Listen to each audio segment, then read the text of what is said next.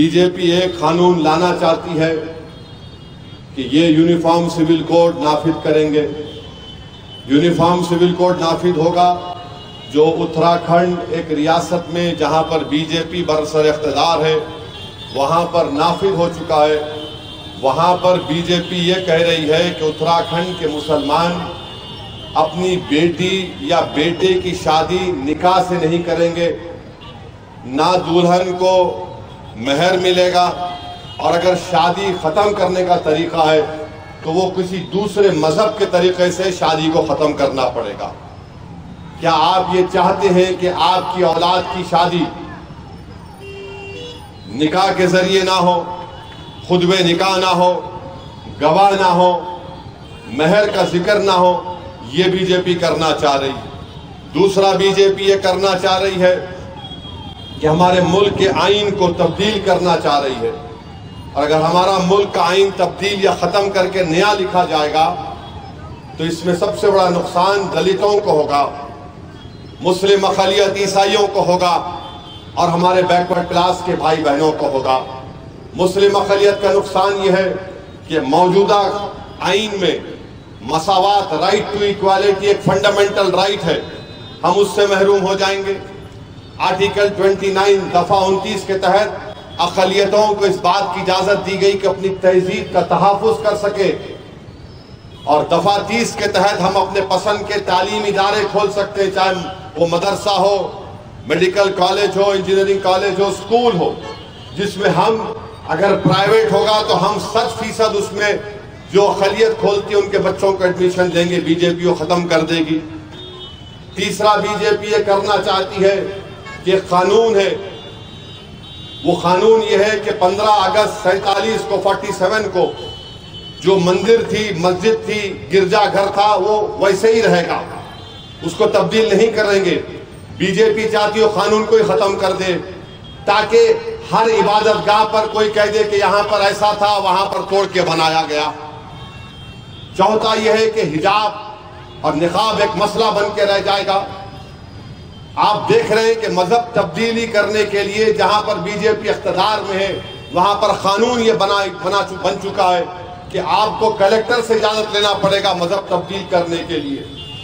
तो ऐसे बहुत से चीजें हैं जो बीजेपी करना चाहती है। अगर आप एक और बात देख लो, आप बीजेपी अखबार में इश्तिहार दे रही है कि हम ये करेंगे, ये 8-10 चीजों की फोटो है, आप जाकर देख लो, उसमें लफ्ज मुसलमान को छोड़ो, लफ्ज अक़लियत भी नहीं है, उसमें लफ्ज अक़लियत भी नहीं है। तो इसीलिए हम आपसे अपील कर रहे हैं कि ये मामूली पार्लियामेंट का इलेक्शन नहीं है, ये हमारे लिए एक जिंदगी मौत का पार्लियामेंट इलेक्शन ना बन जाए। इसीलिए मेरी आपसे गुजारिश है, चाहे हल्का असेंबली चार मीनार हो, याकूतपुरा हो, मलकपेट हो, बल्कि पूरा तेलंगाना हो, पूरा मुल्क हो, आपको और हमको अपने के कोर्ट को इस्तेमाल करना पड़ेगा। और एक अहम वजह क्या है कि भारत की पार्लियामेंट में जब हमारे बुजुर्गों ने यह फैसला किया कि भारत की जमहूरियत को पार्टिसिपेटिव फॉर्म ऑफ डेमोक्रेसी यानी शिराकतदारी की जमहूरियत रखेंगे, जिसमें हर मजहब, जात, समुदाय का आदमी जीत कर आएगा।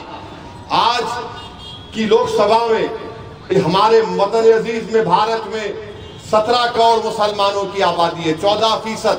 2011 के सेंसस के मुताबिक 4.5% खाली मुस्लिम एमपी हैं, 4.5% खाली। अब आप देख लीजिए कि महाराष्ट्र में 48 लोकसभा की सीटें हैं, ना कांग्रेस ने, ना शरद पवार ने, ना उद्धव ठाकरे ने एक भी मुसलमान को टिकट नहीं दिया, एक भी, 48 में से एक भी नहीं। और महाराष्ट्र में मुस्लिम अक़लियत करीब 1 करोड़ 10 लाख है, 12-13% है। अब आप देख लीजिए, छत्तीसगढ़ में नहीं दिया कांग्रेस ने मुसलमान को टिकट, मेघालय में, नागालैंड में, सिक्किम में, त्रिपुरा में, गुजरात में, मध्य प्रदेश में, राजस्थान में, अरुणाचल में, गोवा में, हिमाचल में, झारखंड में, मणिपुर, मिजोरम, पंजाब, तमिलनाडु और उत्तराखंड। आप समझ रहे मेरी बात को कि एक तरफ तो हमको टिकट नहीं दिया जा रहा है, दूसरी तरफ बीजेपी ये काम करना चाह रही है। तो बताओ, तुम्हारा गम, तुम्हारी राय कौन लड़ेगा पार्लियामेंट में जाकर? फिर तो इसीलिए मेरी आप तमाम से गुजारिश है कि आपके लिए, हमारे लिए ये इलेक्शन बड़ा अहम है। और आप देख रहे हैं कि मौजूदा वजीर आजम ने खुलम खुला कह दिया कि भारत का मुसलमान घुसपैठी है। आप बताइए, इतनी बड़ी आबादी, 17 करोड़ की मुस्लिम अक़लियत की आबादी, 133 करोड़ का वजीर आजम, और ये जबान, घटिया जबान इस्तेमाल करते और कहते हैं कि हिंदू बहनों के गलों से मंगलसूत्र उतारकर मुसलमानों को दिया जाएगा, और कहते हैं कि मुसलमान ज्यादा बच्चे पैदा करते हैं। मेरे अजीज दोस्तों और बुजुर्गों, वजीर आजम की जबान से ये अल्फाज निकलना, अगर आप इसके बावजूद भी बेदार नहीं होंगे तो खुदा की कुदरत और कुछ नहीं कर सकती आपके लिए, हमारे लिए। अल्लाह सुब्हानहू तआला इनके ही जबानों से बुलवाने लगा रहा है कि तुम जागो, ख्वाब गफलत से उठो, तुम्हारी बर्बादी का सामान ये लोग लेकर आ रहे हैं, उठो, मुत्तहिद हो जाओ, अपने नुमाइंदों को कामयाब करो। ये वक्त इंतशार की कैफियत को बरकरार रखने का नहीं है, ये वक्त अपनी अनानियत की तस्कीन को पाने का नहीं है, ये वक्त एक शीशा पिलाई हुई दीवार की तरह खड़े होने का है। और अगर आप शीशा पिलाई हुई दीवार की तरह खड़े हो जाएंगे तो मुल्क को हम बचा पाएंगे, वरना मुल्क में नफरत इतनी फैल चुकी है कि उत्तर प्रदेश के यूनिवर्सिटी में एक इम्तिहान में आंसर शीट में 4 बच्चों ने इम्तिहान का क्वेश्चन पेपर का जवाब नहीं लिखा, लिख दिया जय श्री राम, और एग्जामिनर ने उनको 50% मार्क्स दे दिए, क्योंकि एग्जामिनर को मालूम था कि मुल्क का वजीर आजम सुबह शाम मुसलमान माइनॉरिटी करता है, उसको अपनी जान प्यारी थी, और 50% मार्क्स मिल गए उनको। बताओ आप क्या है भैया। मेरे अजीज दोस्तों और बुजुर्गों, इसीलिए मेरी आप तमाम से अपील है कि 13 तारीख के दिन सुबह 7 बजे से शाम में 5 बजे तक हम तमाम को कोशिश करनी चाहिए। बल्कि मैं अपने मजलिसी रुफ़कार अराकीन से भी ये कह रहा हूँ, आपसे भी अपील कर रहा हूँ कि हमारे पास एक ऐसा ग्रुप तैयार होना चाहिए जो लोगों को घर से निकाले। अगर आज के इस मजमे से अगर कोई लोग ये तय कर ले कि मैं अपने मोहल्ले के 5 घर के लोगों को ले जाकर और डलाऊंगा, 5 घर की जिम्मेदारी मेरी है, तो यकीन जानिए हमारा पोलिंग परसेंटेज 45% नहीं होगा, 70-80% तक जा सकेगा इंशाअल्लाह ताला। और ये काम आप करेंगे नहीं करेंगे मुझे बताइए। एक आदमी 5-5 घर की जिम्मेदारी लेगा इंशाअल्लाह। खाली इंशाअल्लाह बोल के सुबह में भूल नहीं जाना। सुबह उठिए, आप तय कर लो ये 5 घर में जिम्मेदारी मेरी, मैं इनको उठाऊंगा, जगाऊंगा, इनको समझाऊंगा और इनको पोलिंग बूथ को भिजाऊंगा। ये आपको काम करना है। तो मेरे अजीज दोस्तों और बुजुर्गों, वजीर आजम की जबान एक अजीब व गरीब जबान हो चुकी है कि आप कह रहे हैं कि मंगलसूत्र निकाल कर दिया जाएगा। मुल्क के वजीर आजम, आप इस तरह की बात मत करिए, वरना हमारे मुंह में भी अल्लाह ने जबान दी है, हम बहुत दूर तक जा सकते हैं। आप बताइए, जब कोविड में लाशें पानी में तैर रही थी, वो किसका मंगलसूत्र था बताओ आप?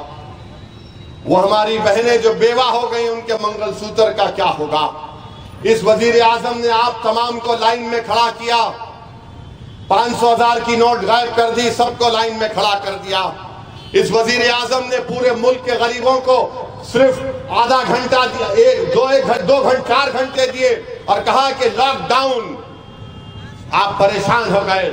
इस वजीर आजम ने दारुल हुकूमत दिल्ली में ऑक्सीजन का इंतजाम नहीं किया, लोग मर गए। दवाएं हमको देर से मिली कोविड की, लोग मर गए। ये सब हमारे मुल्क में हो रहा है, मगर एक नफरत की आग पैदा कर दी गई है। 10 साल में भारत के वजीर आजम ने एक चीज में कामयाब हो गए, वो ये है कि मुस्लिम अक़लियत के बारे में शक पैदा कर दो।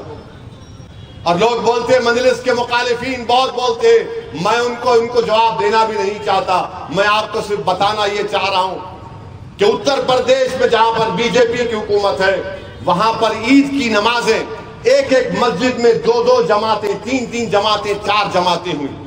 बड़े बड़े उलमाए कराम बिला लिहाज मसलक के अपील की कि रोड पे मत पड़ो, 3 जमात कर लो, 2 जमात कर लो।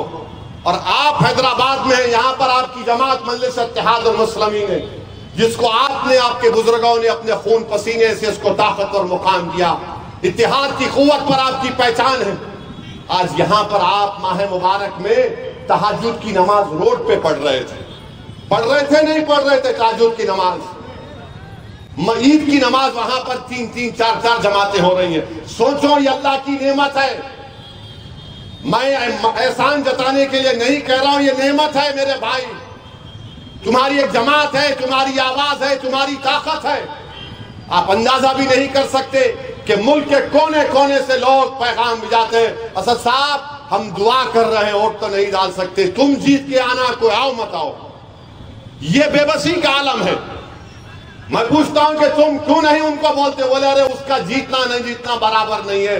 तुम एक आ जाओ मेरे भाई, कम से कम कोई हमारे रोने को समझेगा, कम से कम हमारी तकलीफ को कोई बयान कर सकेगा, कम से कम बेबाक तरीके से तुम लड़ोगे उनके सामने। तो ये इलेक्शन आपको और हमको मिलकर मुत्तहिदा तौर पर अपने वोट का इस्तेमाल करके मजलिस इत्तेहादुल मुस्लिमीन को कामयाब करना है। और याद रखिए, सिर्फ मैं आज दौरा कर रहा था याकूतपुरे में, वहां पर हमारी इज्जतदार माँ और बहनों ने बड़ी मोहब्बत और शफकत के मुजाहरे किए। हमारी एक माँ ने कहा उसके मुंह में कीड़े पड़ो बाबा। एक माँ ने कहा अल्लाह उसके मुंह पे मट्टी डाल दे। मैंने अम्मा नहीं होता। बोले क्यों नहीं होता? मैंने अम्मा वोट डालो, बटन दबाओ तो कीड़े भी आते, मट्टी भी आती। बोले हाँ ये बात तो सही बोला मेरा बेटा, सही बोला बात। बोला अम्मा जाएंगे, बराबर जाऊंगी, उसके मुंह में मट्टी पड़ो। मगर मेरे भाई वोट डालो जाके, और फिर अगर आप वोट नहीं डालेंगे तो मुश्किल होगा। मैं अपनी बात को खत्म करता हूं। एक हैदराबाद में एक मज़ाहिया शायर थे, उनका नाम था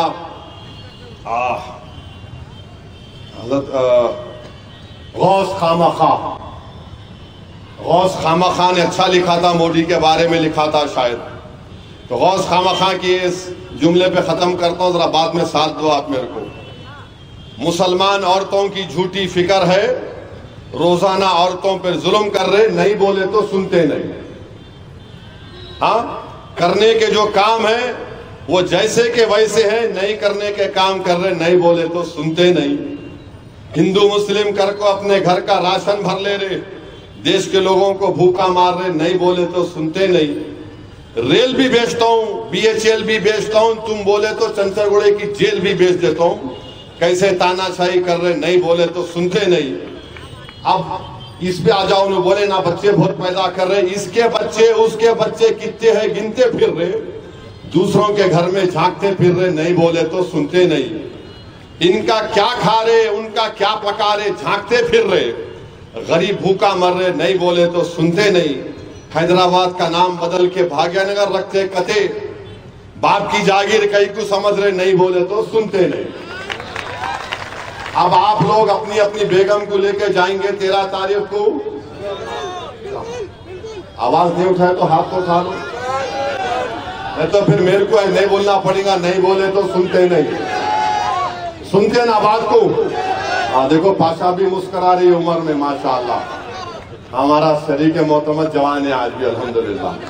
तो आप तमाम से अपील है, 13 तारीख के दिन एक होकर पोलिंग बूथ को जाइए, इस मुल्क को बचाइए, इस मुल्क की तहजीब को बचाइए, इस मुल्क की इबादत गाहों को बचाइए, अपनी तहजीब को बचाइए, CAA के गलत कानून से अपने आप को बचाइए। अस्सलाम वालेकुम व रहमतुल्लाहि व बरकातहू।